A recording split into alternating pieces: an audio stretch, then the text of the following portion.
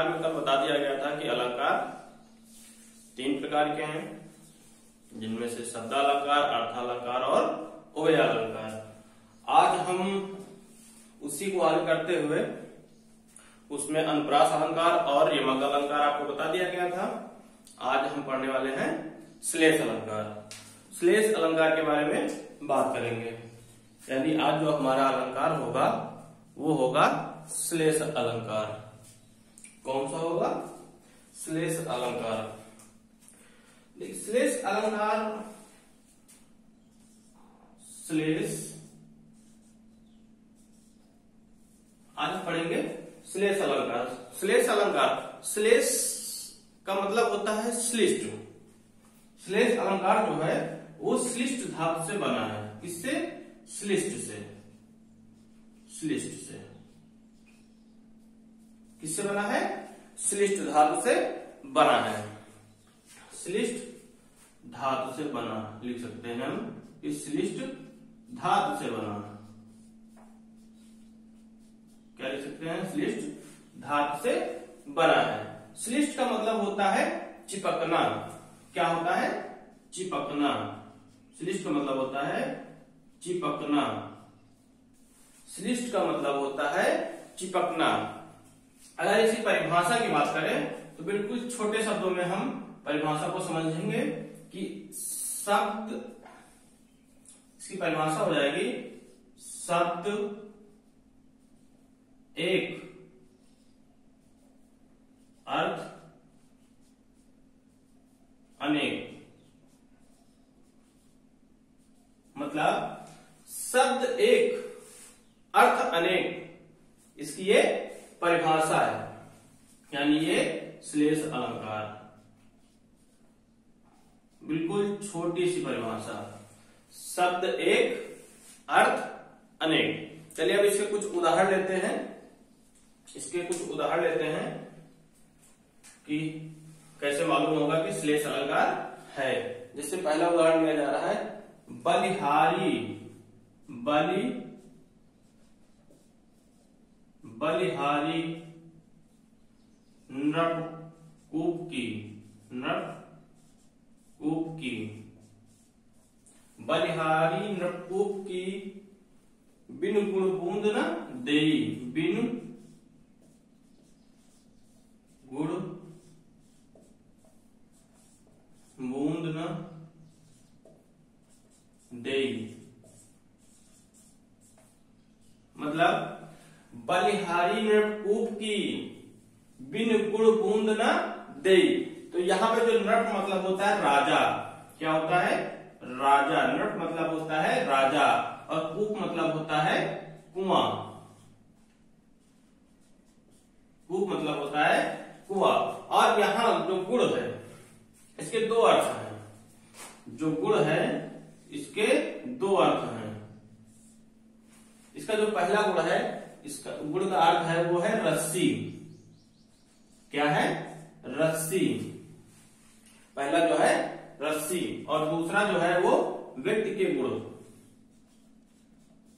व्यक्ति के गुण, यानी यहां गुण के 2 अर्थ हैं।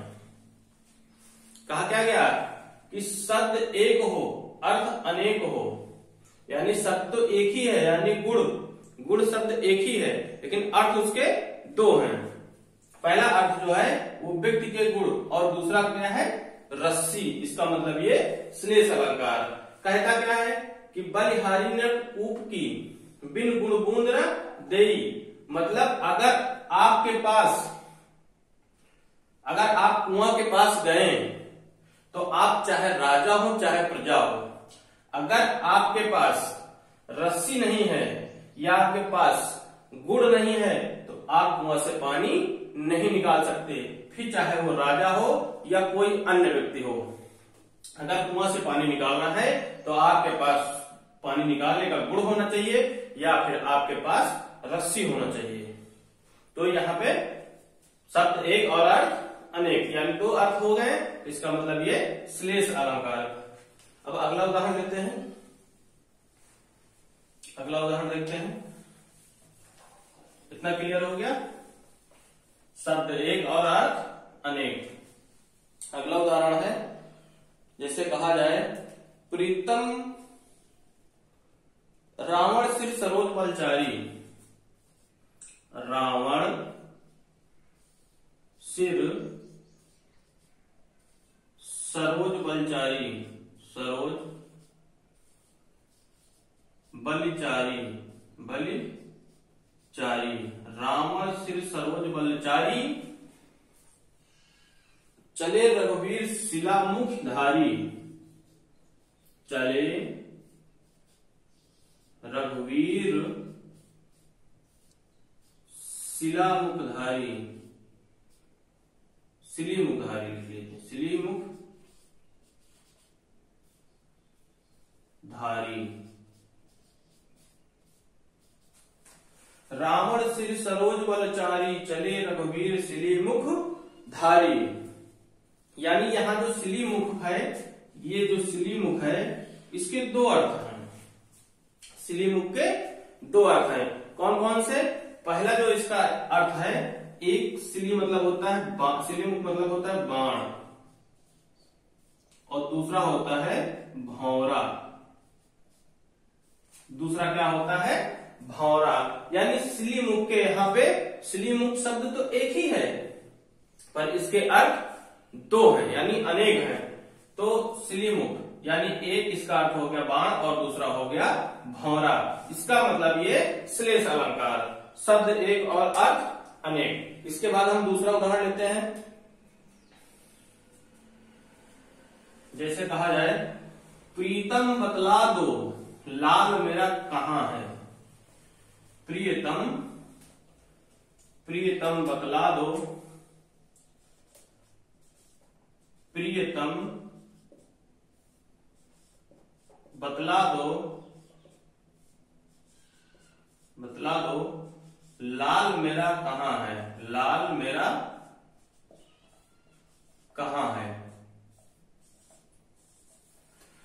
प्रीतम बतला दो लाल मेरा कहां है। तो यहां जो लाल शब्द है, जो यहां पे लाल शब्द है, इस लाल शब्द के दो अर्थ हैं।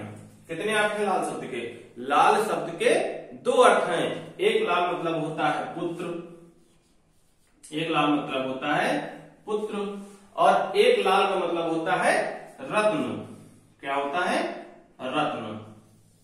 यानी पुत्र और रत्न, लाल कहते हैं पुत्र और रत्न को।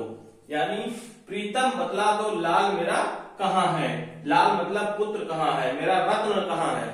ठीक, ये हो गया। इसके बाद जैसे कहा जाए गगन को देख, गगन को देख पट बार बार देती हैं, गगन को देख, मंगन को देख, मंगन को देख, मंगन को देख पट बार बार देती हैं, पट बार बार देती हैं। यानी मंगन को देख पट बार बार देती हैं।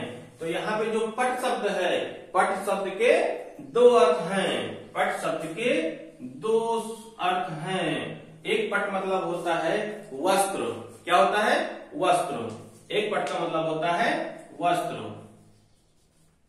एक पट का मतलब होता है वस्त्र, और दूसरे पट का मतलब होता है किवाड़ा, जिसको हम बोलते हैं दरवाजा, जिसको हम बोलते हैं दरवाजा, यानी किवाड़, किवाड़, किवाड़, किवाड़ देते हैं, मतलब दरवाजा बंद करते हैं। पट मतलब होता है, एक पट मतलब होता है कपड़ा, और एक पट मतलब होता है किवाड़। यानी एक शब्द और अर्थ अनेक। इसके बाद एक उदाहरण और लेते हैं।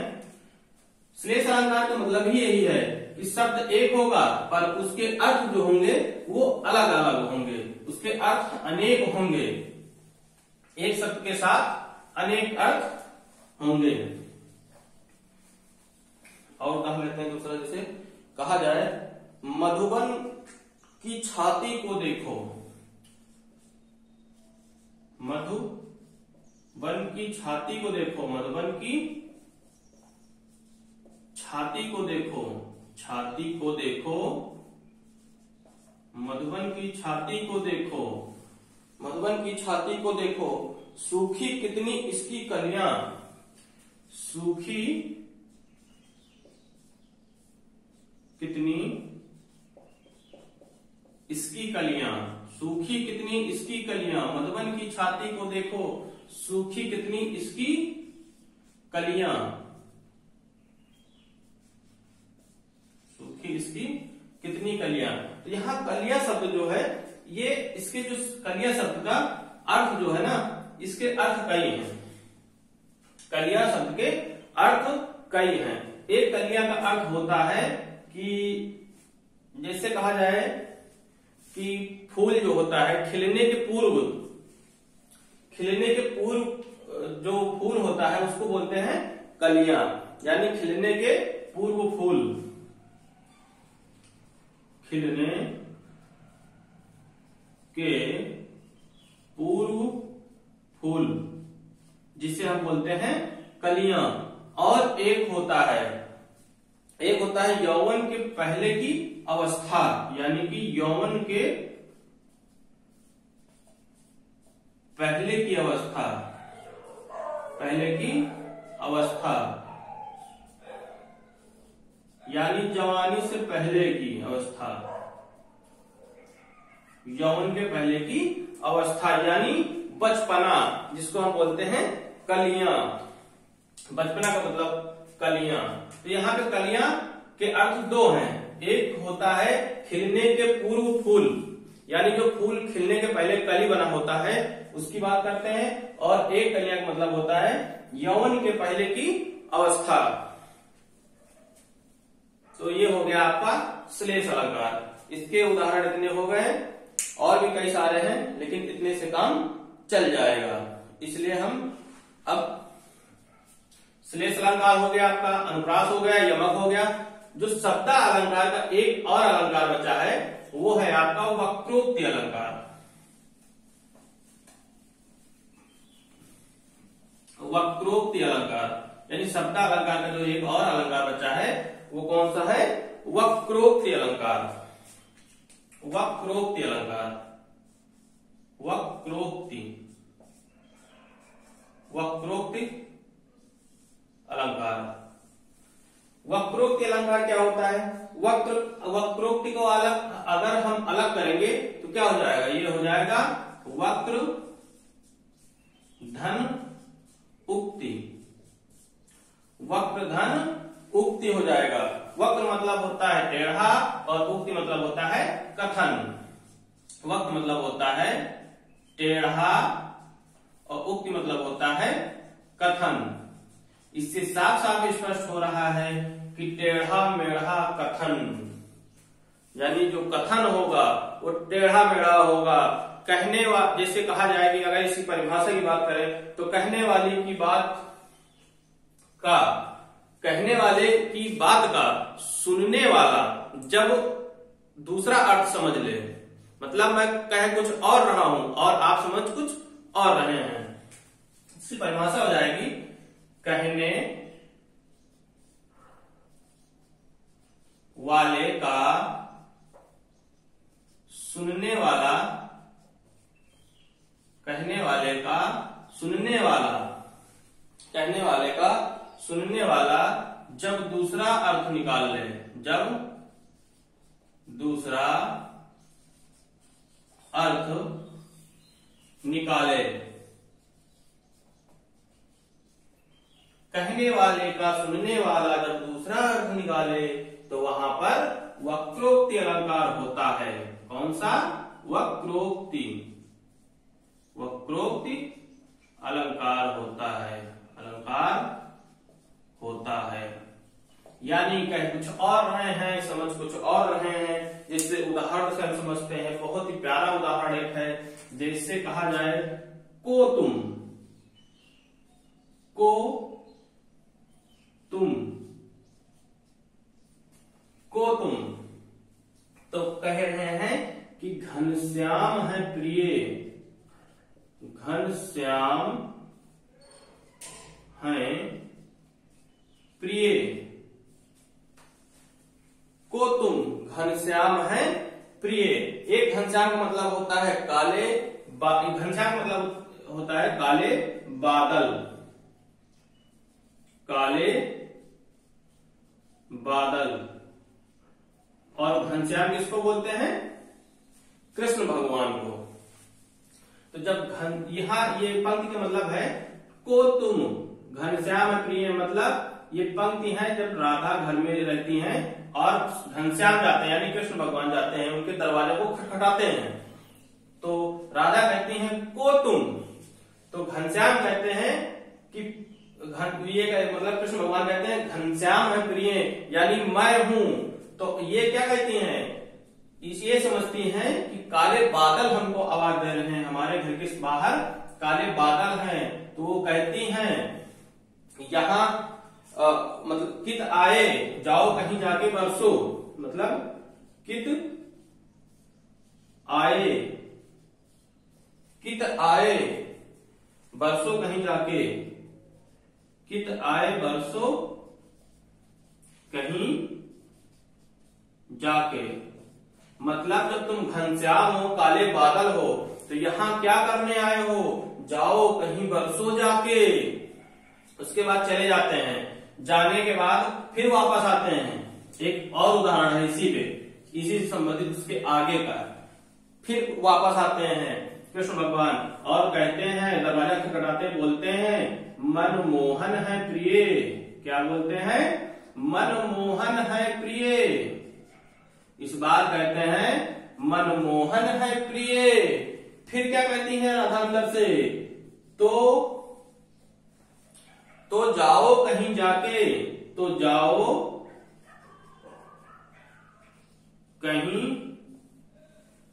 जाके किसी के मन को मोहो, कहीं जाके किसी के मन को मोहो, किसी के मन को मोहो, किसी के मन को मोहो। इस बार वापस फिर जाते हैं कृष्ण भगवान और फिर दरवाजा खटखटाते हैं और फिर राधा से मतलब आवाज देते हैं, कहते हैं, इस बार राधा कहती हैं कौन? तो इस बार कहते हैं मनमोहन है प्रिय। सोचे उस समय हम घनश्याम बता दिए नाम तो बादल समझ लें, इस बार हम अपना नाम मनमोहन बताएंगे। तो इस बार अपना नाम मनमोहन बताते हैं, लेकिन फिर वो समझती हैं कि ये मनमोहन यानी कामदेव है। मनमोहन का मतलब होता है, मनमोहन कामदेव की पर्यायवाची है। कामदेव जो मन को मोहता हो उसको बोलते हैं कामदेव। तो इस बार कहते हैं कि जाओ कहीं जाके किसी मन को मोहो। जब कामदेव हो तो हमारे पास क्या करने आए हो? जाओ किसी के मन को मोहो जाके। इसका मतलब है कि यहाँ पर कह कुछ और रहे हैं और समझ कुछ और रहे हैं। तो इस अलंकार का मतलब ही यही है कि कहने वाले का सुनने वाला जब दूसरा अर्थ निकाल ले तो वहां पर वक्रोक्ति अलंकार होता है। तो ये आपका वक्रोक्ति अलंकार समाप्त हो गया। एक ही उदाहरण से आपका पूरा क्लियर हो गया। सीधी सी बात, जब कहने वाले का सुनने वाला जब दूसरा अर्थ निकाल ले तो वहां पर वक्रोक्ति अलंकार होता है। इसके बाद ये आपके शब्दा अलंकार के जो 4 अलंकार थे वो आपके समाप्त। इसके बाद हम बात करेंगे अर्थालंकार के बारे में, जो अर्थों के माध्यम से चमत्कार उत्पन्न कराते हैं। मतलब अब यहाँ पे जैसे शब्दा अलंकार बताया गया था, शब्दा अलंकार को बताया गया था आपको। तो शब्दा अलंकार में कौन कौन से आ गए हैं आपके?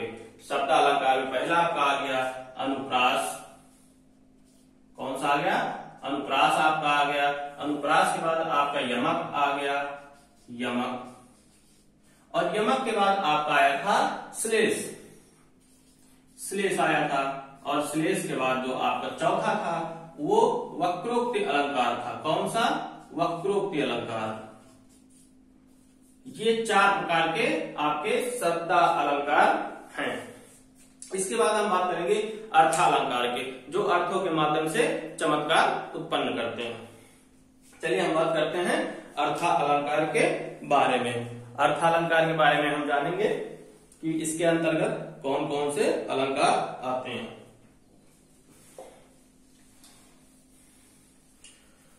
अर्थालंकार। अर्थालंकार के बारे में बात करें तो इसमें उपमा आपका आता है, उपमा के बाद आपका रूपक आता है, रूपक के बाद आपका आता है उत्प्रेक्षालंकार आता है। कौन कौन से?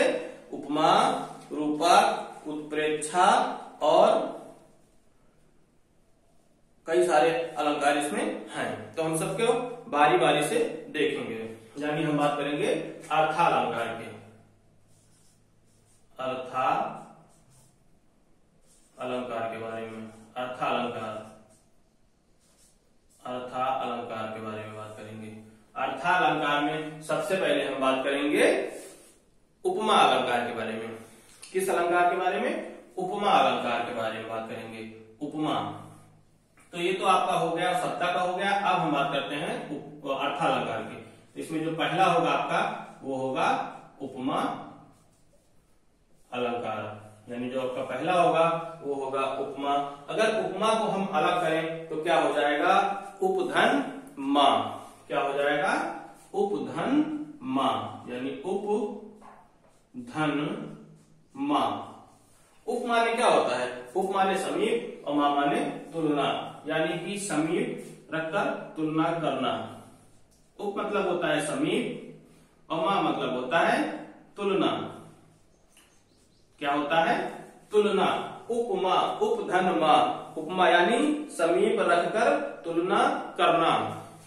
क्या कह सकते हैं? समीप रखकर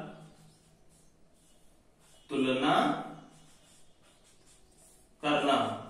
समीप रखकर तुलना करना। उपमा का मतलब ये है किसी चीज को समीप रख लीजिए और एक चीज की दूसरी चीज के साथ तुलना करना। जैसे जहां इसकी अगर परिभाषा की बात करें, जहां उपमेय की उपमान से तुलना की जाए, क्या हो जाएगा? इसकी परिभाषा हो जाएगी जहां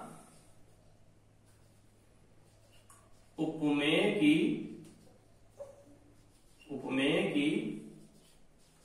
उपमान से तुलना की जाए, उपमान से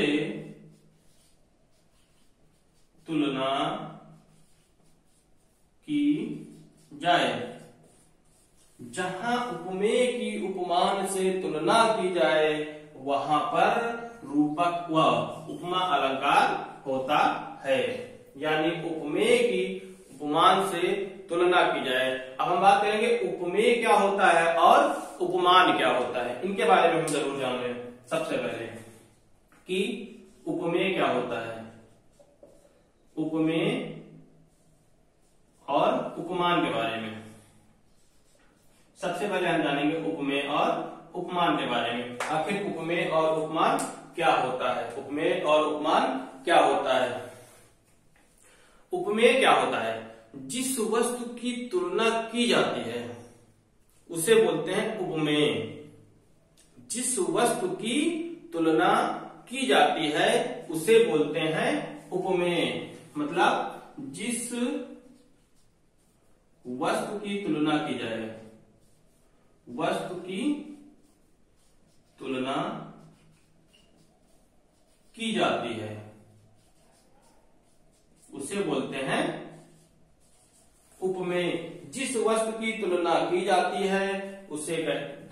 जाती है उसे बोलते हैं उपमेय। और उपमान क्या होता है? उपमान वो होता है जिस वस्तु से तुलना की जाती है। इसमें कहा गया है जिस वस्तु की तुलना की जाती है, इसमें कहा जा रहा है कि जिस वस्तु से तुलना की जाती है, के और से का अंतर है।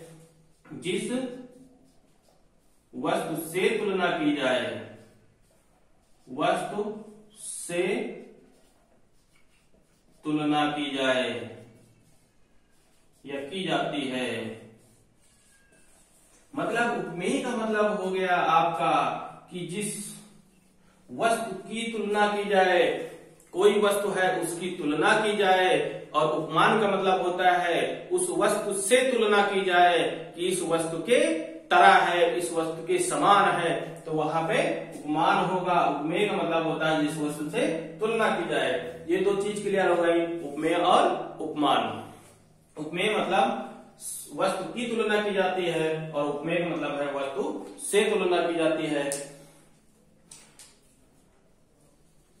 इसके कुछ साधारण धर्म होते हैं और कुछ वाचक शब्द होते हैं, हम उनको भी देख लेते हैं। साधारण धर्म और वाचक शब्द, साधारण धर्म और वाचक शब्द, चलिए उसके बारे में बात करते हैं। साधारण धर्म और वाचक शब्द, ये कोई बताता नहीं, फिलहाल हम आपको बता ही दे रहे हैं कि साधारण धर्म, साधारण धर्म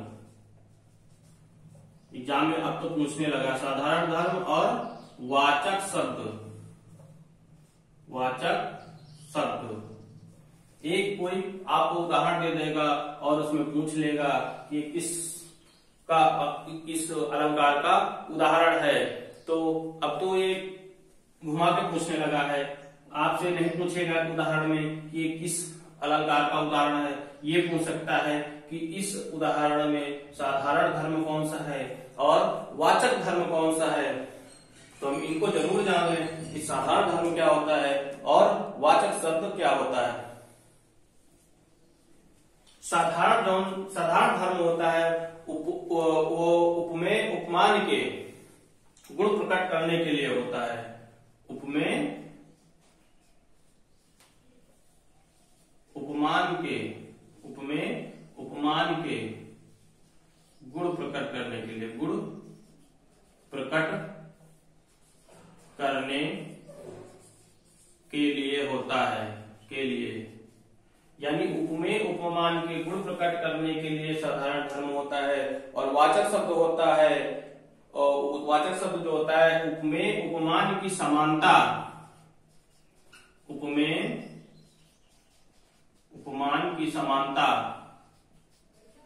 उपमेय उपमान की समानता प्रकट करने के लिए, उपमेय उपमान की समानता प्रकट करने के लिए, प्रकट करने के लिए, उपमेय उपमान की समानता प्रकट करने के लिए, यानी वाचक शब्द जो है उपमेय उपमान की समानता प्रकट करता है और जो साधारण धर्म है वो गुण प्रकट करता है।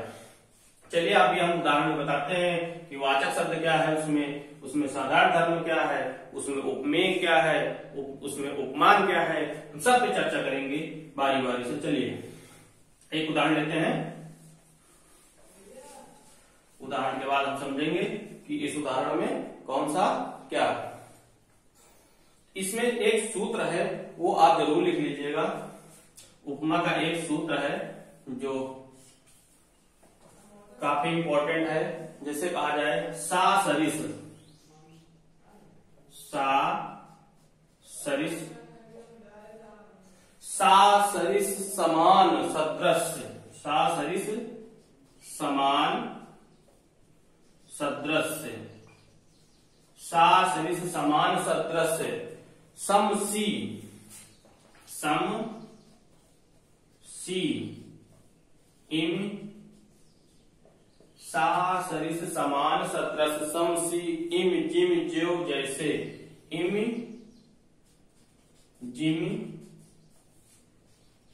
ज्यो जैसे, इन शब्दों का प्रयोग होगा जब भी उपमा का कोई भी उदाहरण होगा, उपमा का कोई भी उदाहरण होगा तो उसमें या तो सा लग के आएगा, या सरिस लग के आएगा, या समान लग के आएगा, या सदृश लग के आएगा, या फिर सम लग के आएगा, सी लग के आएगा, इम लग के आएगा, जिम लिख के आएगा, ज्यो लिख के आएगा, जैसे लिख के आएगा।